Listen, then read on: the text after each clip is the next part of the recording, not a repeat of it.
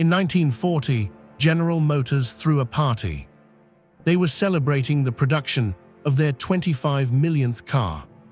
Alfred Sloan was there. The man who had built GM into the largest corporation on earth was at the head table, surrounded by executives and board members and the press. Also in attendance was an 80-year-old man in a borrowed suit.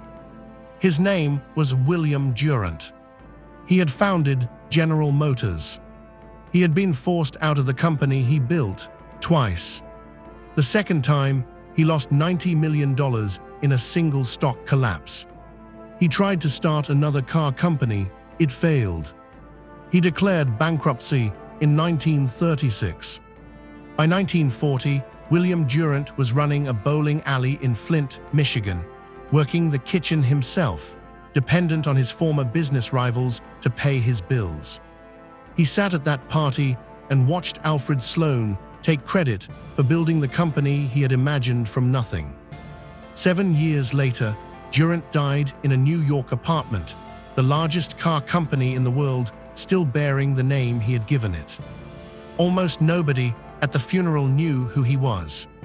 This is the story of how one man built General Motors, lost it, built it again, lost it again, and what happened after. William Crapo Durant was born in Boston in 1861. His father left when he was a child. His mother moved the family to Flint, Michigan, where her father had made money in lumber. Durant dropped out of high school at 17. He was not a student, he was a salesman, the kind of salesman who could walk into a room of strangers and walk out with an order for something nobody had asked to buy. By the time he was 30, he had taken over a small carriage company in Flint and turned it into the largest carriage manufacturer in the United States. The Durant Carriage Company was selling more than 50,000 vehicles a year by the early 1900s. Durant was a millionaire at 40, wealthy, respected, settled. He had everything a man of his era could reasonably expect to build. And then someone showed him a car. Durant hated it immediately.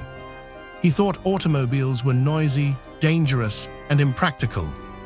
He had been building the finest horse-drawn vehicles in America. Why would he want anything to do with these smelly, unreliable machines? Then he got behind the wheel of one. He drove for an hour. When he came back, he had already decided what to do next. In 1904, a fellow Flint carriage maker asked Durant a favor. The Buick Motor Company was in trouble, sales were poor, the company was close to collapse. Would Durant take a look? Durant took over Buick. Within 4 years, Buick was outselling Ford and Cadillac combined. 8,000 cars in a single year, the top-selling automobile in America. Durant had done to Buick exactly what he had done to the carriage company. He sold, he promoted, he signed dealer contracts across the country before the factories could produce enough cars to fill them. He ran on energy and instinct and an absolute certainty that the automobile was going to be as necessary to American life as the roads themselves. But Durant was not thinking about Buick. He was thinking about something much larger. The American automobile industry in 1908 was a chaotic mess. There were more than 40 car companies in the United States. Most of them were underfunded, poorly managed, and one bad year from collapse. Customers had no way to know which companies would survive long enough to honor their warranties. Durant saw an opportunity that no one else had fully articulated. What if one company owned all of them? Not a merger, a holding company. Each brand kept its identity, its dealers, its engineers. But capital, purchasing power, and management would flow from a central corporation. A company that could survive any single brand's failure, because it owned enough brands that one bad year couldn't sink the whole enterprise. On September 16, 1908, Durant spent $2,000 to incorporate the General Motors Company in New Jersey. Within 2 years, GM had absorbed 30 companies: Oldsmobile, Cadillac, Oakland, which would later become Pontiac, parts suppliers, component manufacturers, the beginnings of an industrial empire. Durant was building something that had never existed before, and he was doing it faster than any of his bankers could keep up with. Durant's problem was simple and permanent. He could not stop buying things. He bought companies that made sense. He bought companies that were questionable. He bought a tractor company that would eventually cost General Motors $40 million and produce machines that farmers returned by the truckload, demanding their money back. He moved faster than his own accounting could track. In 1910, less than 2 years after founding General Motors, Durant ran out of cash. The company needed emergency financing. A group of banks agreed to provide it under one condition. Durant had to go. He was forced out of the company he had created, handed a consulting fee, told to step aside while professional managers took control.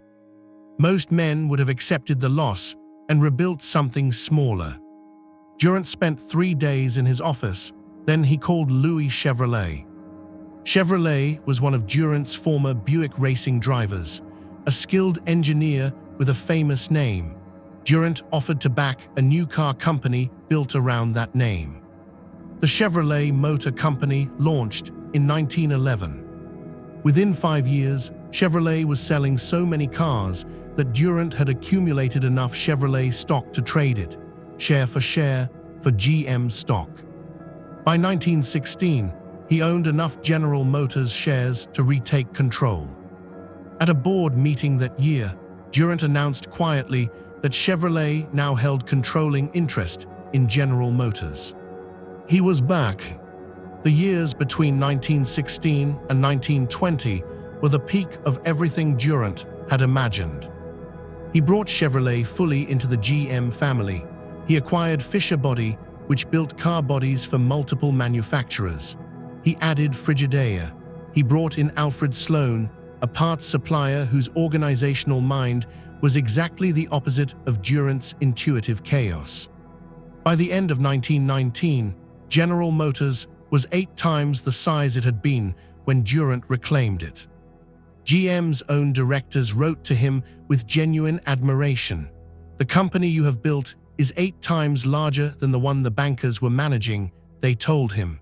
"A fine tribute to your foresight." But Durant was spending time somewhere else. Wall Street had captured him. He began operating as one of the largest speculators in America, buying stocks on margin, running what newspapers called a bull consortium, convincing himself that his intuition, which had served him in carriages and cars, would serve him equally well in the market. His attention drifted from General Motors. Alfred Sloan later wrote that working for Durant in those years was like trying to operate in a hurricane. Decisions that should have taken days were made in minutes. Plans that required months of analysis were approved or rejected based on Durant's mood that morning. Sloan was nearly driven to resignation. Walter Chrysler, who ran GM's largest division, actually did resign. He told Sloan he was done. He could not stand the one-man rule of an inveterate gambler who ignored facts to make decisions on instinct. Chrysler walked away from GM and eventually built his own car company. In 1920, the economy turned. The post-war boom collapsed. Stocks lost 25% of their value. 100,000 businesses went bankrupt across America. Durant had been secretly buying GM stock on margin, trying to prop up the price. He felt personally responsible for the thousands of small investors who had trusted him with their savings. Over 6 months, $90 million evaporated. Pierre DuPont, GM's board chairman, arranged a rescue. The corporation bought Durant's stock to cover his debts. The price was Durant's resignation. For the second time, he had lost General Motors. He was 59 years old. The next morning, Durant founded Durant Motors. He was not a man who sat still. Within 2 years, Durant Motors had several brands operating at different price points, a manufacturing operation in Canada, and a sales network across the country. The structure was a deliberate echo of General Motors. For a few years, it worked. Then the Depression came. Durant Motors was dissolved in 1933. Durant himself declared bankruptcy in 1936. The man who had built the largest industrial corporation in the world could no longer cover his debts without help from the people he had once employed. Alfred Sloan, who had taken GM to heights Durant never reached, arranged for a pension. Walter Chrysler, who had quit GM in frustration over Durant's management style, contributed to covering Durant's bills. Pierre DuPont, who had helped force Durant out twice, provided quiet financial support. In 1940, Durant opened a business in Flint. Not a car company, a bowling alley. The North Flint Recreation Center, 20 lanes, a restaurant. Durant believed that family entertainment would be the next great American industry. He had plans for a national chain of 30 locations. He worked the kitchen himself. The man who had created Buick, Chevrolet, and General Motors was standing behind a counter in Flint, Michigan, managing food service. In 1940, GM threw the party for its 25 millionth car. Durant was there, Sloan was there. They posed for photographs together, both smiling. The founder and the man who had turned the founder's chaotic vision into the most disciplined and profitable corporation in America. The photographs showed two men who understood each other without liking each other particularly. Sloan gave Durant genuine credit in his memoirs.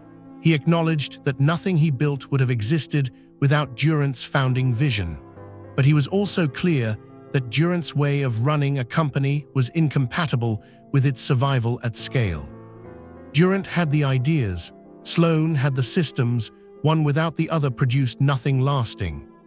2 years after that party, Durant had a stroke. He recovered partially, but was never the same. He spent his final years in a New York apartment, dependent on friends for rent, his name almost entirely forgotten by the industry he had created. When he died on March 18, 1947, the obituaries were respectful but brief. General Motors was then the largest corporation in America. It would remain the largest corporation in America for decades. The company Durant had incorporated for $2,000 in 1908 would go on to employ hundreds of thousands of workers, build tens of millions of cars, and shape the physical landscape of the United States more completely than almost any other enterprise in history. Durant owned none of it.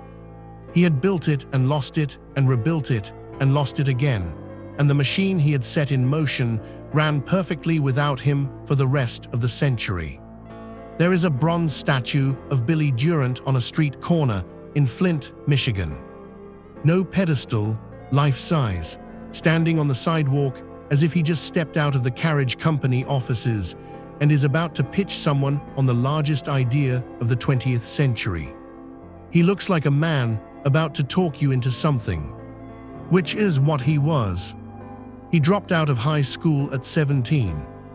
He built the largest carriage company in America. He saved Buick from bankruptcy and turned it into the best-selling car in the country. He founded General Motors for $2,000. He lost it. He built Chevrolet from scratch, used it to buy back General Motors, and made GM 8 times larger than it had ever been.